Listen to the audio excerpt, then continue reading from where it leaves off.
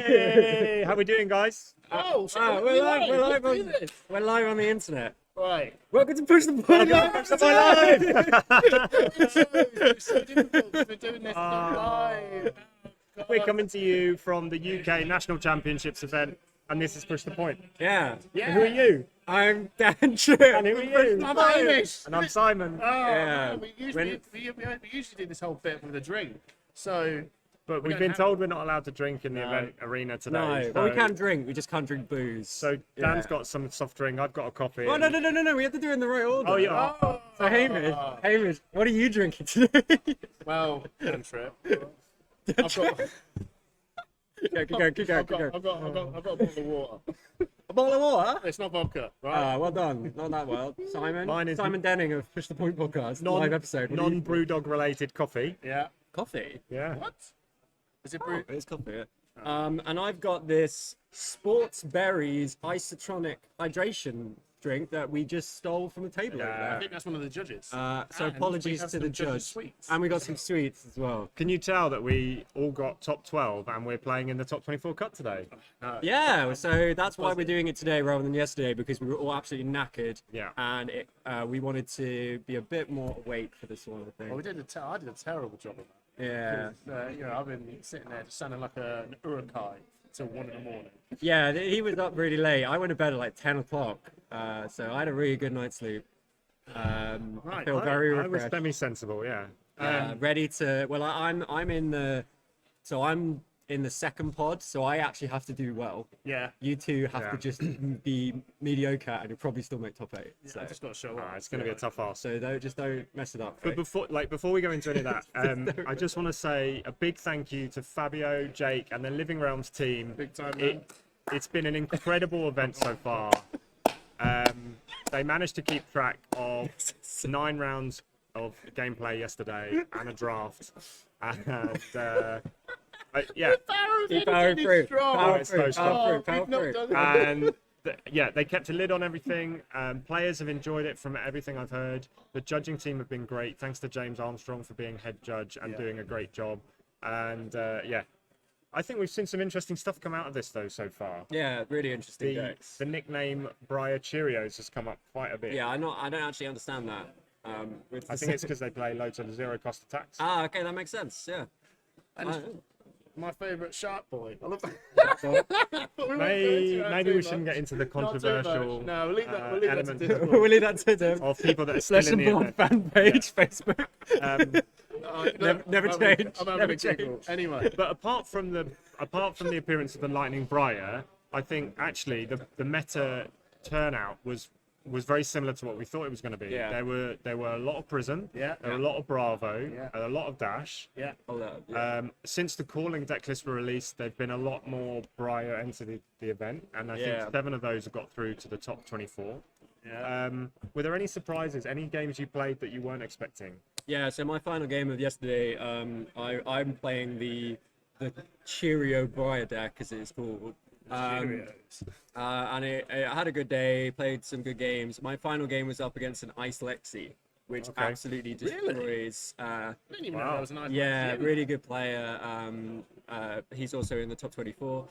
Played it really well, and obviously when your deck is designed around everything costing 0, Frostbite is not a fun proposition. It was a lot closer than I thought it would be. Yeah. Actually, you can still pull through because your damage output, if you get a turn where you don't have any Frostbite tokens, you can just blast away still. Yeah. But yeah, it was a really interesting deck to play against at the end of the day.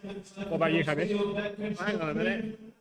30 seconds. That's the Procrust deck construction. Oh, I thought they were talking to me, but they've got 30 seconds to go. No. No, Viscerai was... Yeah, he did all right. And what was the weird ones? Levia. Leviathan, there's a Levia made top Leviathan in the top 24. 24. Shout out to Leviathan. Darren. We have different ways of saying it, that's fine. I call it Levia. Yeah, right? okay. So, whatever. Yeah, so Darren is a friend of ours, the bane of the UK Discord mod community. Yeah. But he did manage to get top 24. He was like, he needed to win all of his remaining games, but he didn't drop, and he won all of his remaining games and got into top 24. Yeah. So fair play to him for sticking with it, giving Levy a representation. I think the most surprising deck I saw yesterday, I played 2 of them, and they're both in the top 24, were Death Dealer Lexes. Death Dealer Lexes, yeah. So based around the snapshot Death Dealer interaction and 3 of a kind, yeah, they pretty. Once they get on a roll, it was pretty hard to keep track of. Fortunately, I managed to beat them both. Just Humble keeping brag. the pressure on, yeah, and nothing humble about it. I'll be honest. But yeah, I think there's some really good things to take away. Do you think anyone's going to look at our nationals in the UK and take things like for the US nationals next week, for example? I feel like I think Lightning Briar is a really good deck. I think it's a cheap deck, which is always good if you haven't got much money. It's very strong. It's relatively easy to pilot. Would you say that's a low skill deck, Dan? Well, I played. So I played the deck. I played the deck 2 times before today, and both of those were the night before against Sharif. Okay. And then I won 4 out of my 6 games. Yeah. So Nice. yeah, I would say it's a low skill deck. No offense to everyone who's playing it. Yeah. But yeah, it's not too difficult. No. Do you think there are any sleeper decks out there, Hamish, that might? I don't know. There's this Visceral deck. That's. I've heard a lot of good things about this. It's pretty Visceral deck. good. So guys, I'm just going to interrupt. Ah. They're just going to make a special announcement. You Oh. might want to then filter in onto that announcement. So, Oh, okay. Dude. bit of a shout out as well. It's a special announcement. I mean, Uh, yeah, and We're gonna listen out. so oh no, this is the interview bit. This is the This is interview. where we will come up with a rubbish With transition. a rubbish transition. Yeah. So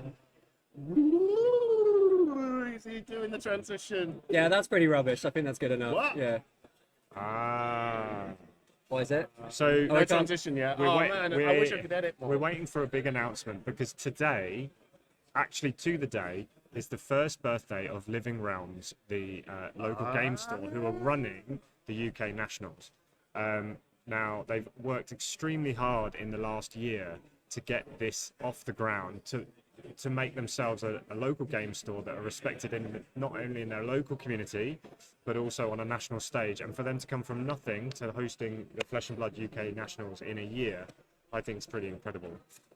So I think we're just going to have a bit of an announcement before the ProQuest events get started.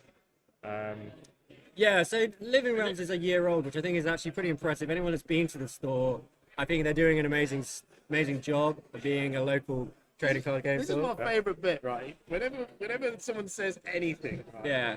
Trip will go, yes. I'm going to say the same thing now. Now, you know what I do is I don't allow any pause whatsoever, Yeah. which means that Hamish can't edit it out. Right. You just have to get in immediately. He's just gonna eat. He's just going to eat his way through it. Yeah. I just like to provide affirmation to Simon, you know. Well, Hamish is I always appreciate it. Hamish is always putting him down, and I'm building him back up again. And here's me stuck in the do. middle.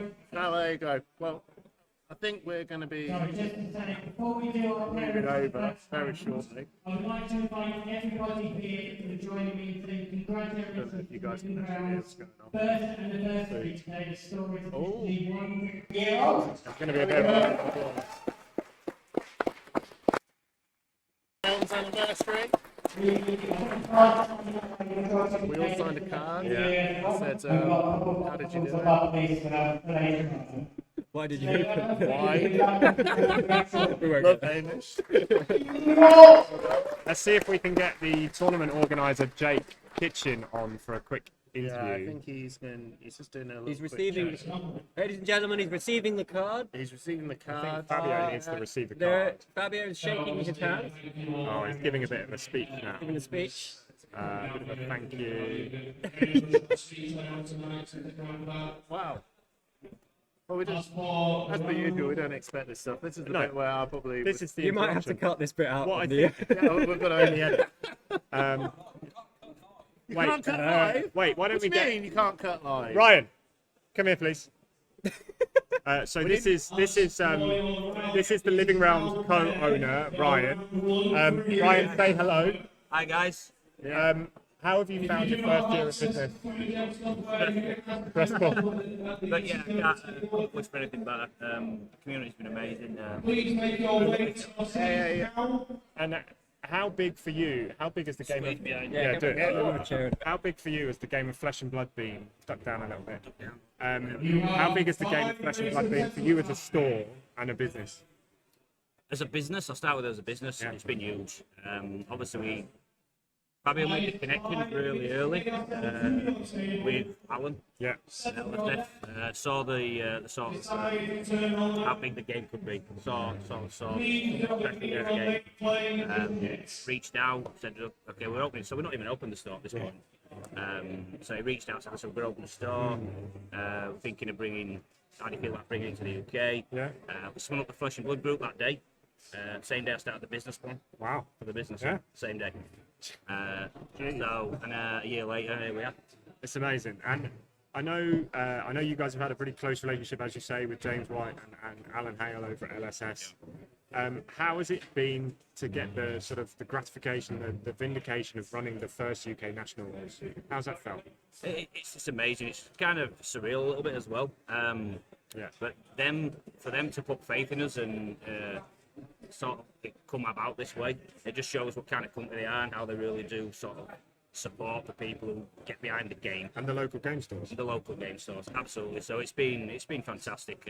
Communication so transparent all the time with them. I know you guys speak as well. Though. They're such a great company to work with in terms of sort of like and their ethos really matters. Well, thank you so much Yeah, for yeah. an amazing event. We just want to say it's been great so far. We've got one more day to go. Thank you very much, Ryan. Yeah, and I can wish you guys the best of luck today. Thank you. Yeah. There we go. See you guys. Take it easy. Cheers, buddy. Thank you. We'll enjoy this now. There you go. Interview segment done, just like that. That was an interview. That was an awkward handshake. It's one of those literally like. Yeah, and it was live on camera as well. I know. Hamish, what's coming up next? Right, what bit have we done? Oh no. Right. I guess we're going to have to do that bit, haven't we, boys? Yeah. To the boys. Come on, get right into the mic. Right into the mic. Wait, where's it going? Where is this going? Where is this going? Right, here we go, boys. We're going to go into our next big segment. What's up? What's not? Yes, everyone, it's Push the Point favourite, what's hot and what is not. How are we going to do it? Are we going to do all heroes, or are we just I think we doing should do the hot at Nats? The hot and Nats. Right. Simon, you go first. Well, Lightning Briar is obviously Yes, Lightning Briar is very hot hot. at Nats. Yeah, that's Literally all of her cards are red hot. They are red cards. They are hot red. cards. They are hot cards. Yeah. set it on fire. Put it in the bin. Yeah, zap people, electrify people. We need to learn to block, is what you're saying. Don't block. Yeah? No, don't block. Why? Take it. Take it. Take it. Let me win. Let me win. All right, next we got Bravo. Bravo is hot when piloted by certain individuals who are very skilled with the hero, Yeah. such as our friend David Dyson, who finished third, I believe, with his Bravo build. So if we've said that Lightning Briar is a very accessible build and very playable build, do we think Bravo has one of the higher barriers to entry? So I think Bravo has a very low barrier to entry, but I Okay. think a lot of people might pick up Bravo thinking it's a very simple hero to play. Yeah. You just swing and hit face. I don't think that at all. I think there's a very high skill ceiling I with absolutely Bravo, agree. and I think you can really see the difference between a person that's put the reps in with Bravo and a person that hasn't. So yeah, No, I think Bravo is pretty solid and consistent all over. I think usually he's a bit of a gatekeeper, I can imagine, for a lot of people. Okay. Where he really can't get past what Bravo's trying to do with his market crushes and his crippling crushes and stuff. I think that's when you need to go back and take your deck over to the drawing board, because for him, I think he's just overall really consistent. He's got punishing and he's got cards that can punish people's hands. So unless you can get a consistent deck around that, then I think you're going to be in trouble. So that's why Bravo is Doing well. he's doing well. He's really good. Okay, what about Viserai? I think Viserai is red hot. yeah, I agree. Yeah. I think he's doing pretty well. Yeah, I think he's doing all right. I don't think there's many of him. I think no. One. It's fourth, isn't he? One Do you know guy. what? I think Viserai is also a deck that when you've put the reps in and when you've put the practice in and built the deck from the ground up, it does well. Thank you, Simon. It's a very strong deck. No, Piloted yeah, by a it's- very, very, very dedicated individual who actually put the time in. Yeah. And it's paying off big time. A couple more. So Dash. So Dash is good. Dash is good. I do think so. I think one of my game losses was to a Dash. I and the dash player as Lightning Briar, and the dash player played it very well.